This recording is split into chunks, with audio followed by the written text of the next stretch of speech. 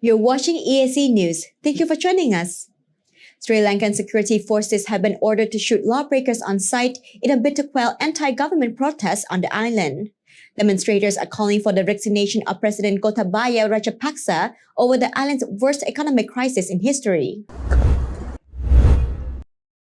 On Monday, his brother Mahinda Rajapaksa stepped down as prime minister amid violent street clashes, but the resignation failed to bring calm and violence continued. Yesterday, the government ordered troops to open fire on anyone looting public property or causing harm to life. It also deployed tens of thousands of army, navy, and air force personnel to patrol the streets of the capital, Colombo. Despite their presence, the city's top police officer was assaulted yesterday afternoon by a mob accusing him of not doing enough to protect peaceful protesters. At Colombo's gale-faced green on the seafront, crowds also continue to gather. Police say 8 people have died, and the capital's main hospital says more than 250 people have been wounded since Monday. Ashana Handugoda, a senior journalist and prominent socio-political analyst in Sri Lanka, said Mahinda inadvertently informed security forces to attack and assault peaceful protesters, and they were subjected to the most brutal attacks. Former Prime Minister and current Member of Parliament Mahinda Rajapaksa are directly responsible for these 8 dead bodies, namely the criminal killings, Marasinghe added.